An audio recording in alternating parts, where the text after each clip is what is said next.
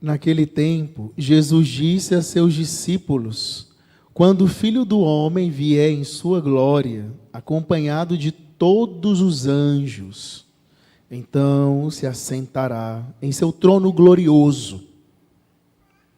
Todos os povos da terra serão reunidos diante dele, e ele separará uns dos outros, assim como o pastor separa as ovelhas dos cabritos. Colocará as ovelhas à sua direita, os cabritos à sua esquerda. Então o rei dirá aos que estiverem à sua direita: vinde, benditos de meu Pai, recebei como herança o reino que meu Pai vos preparou desde a criação do mundo. Pois eu estava com fome e me destes de comer. Eu estava com sede e me destes de beber. Eu era estrangeiro e me recebestes em casa. Eu estava nu e me vestistes. Eu estava doente e cuidastes de mim. Eu estava na prisão e fostes me visitar. Então os justos lhe perguntarão: Senhor, quando foi que te vimos com fome e te demos de comer? Com sede e te demos de beber? Quando foi que te vimos como estrangeiro e te recebemos em casa e sem roupa e te vestimos? Quando foi que te vimos doente ou preso e fomos te visitar? Então o rei lhes responderá: em verdade eu vos digo que todas as vezes que fizestes isso a um dos menores de meus irmãos, foi a mim que o fizestes.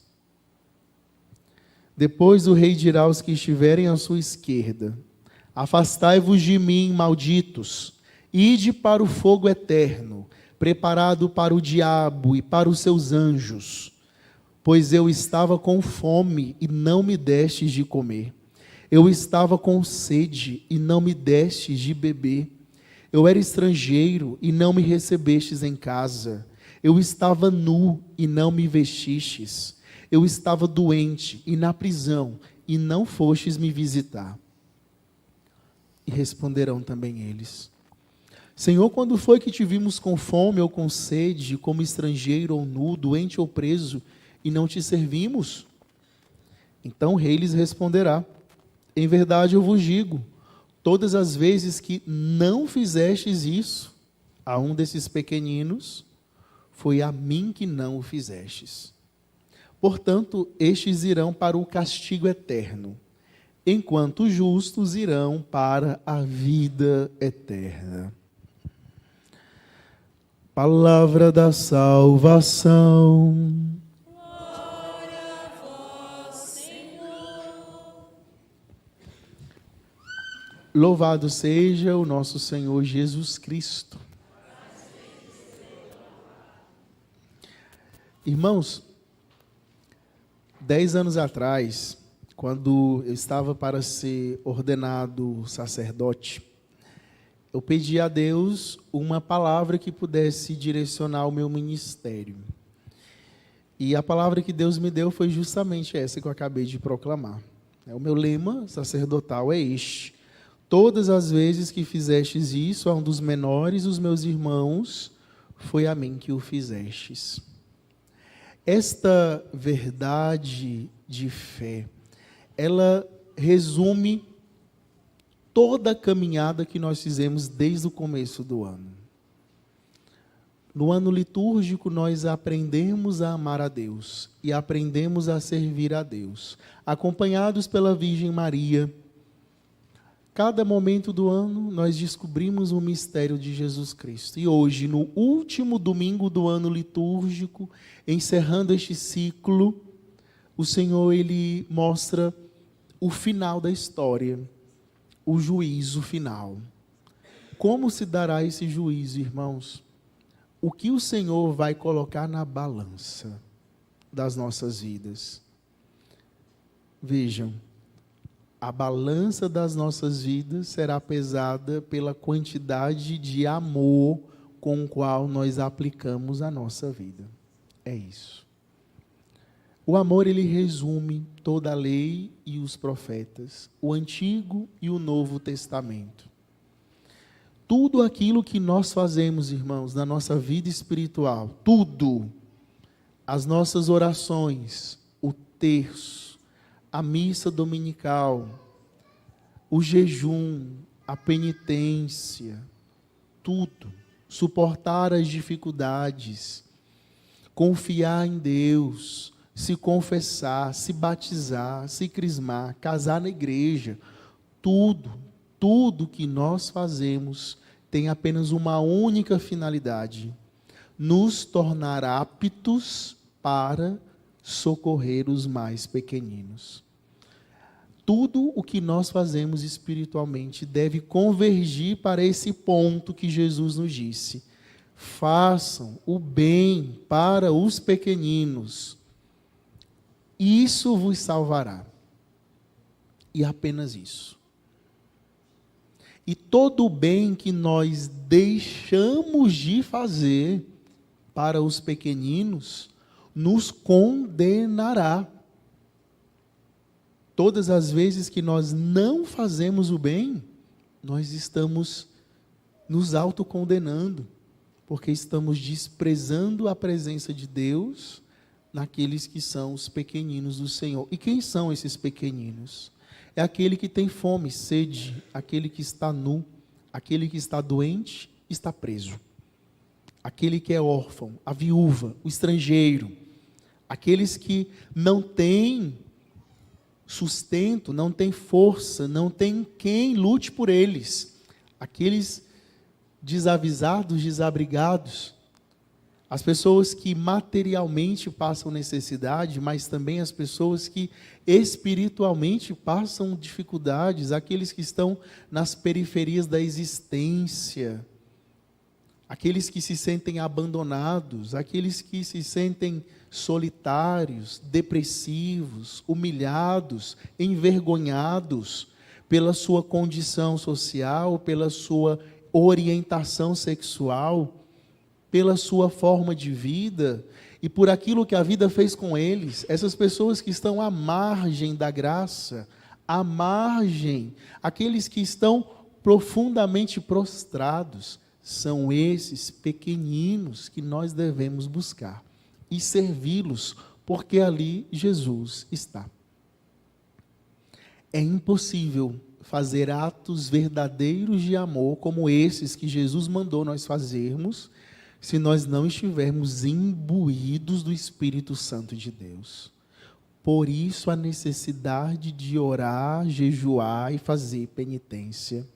Se eu não fizer isso, eu não vou ser capaz de sair do meu comodismo para socorrer quem precisa.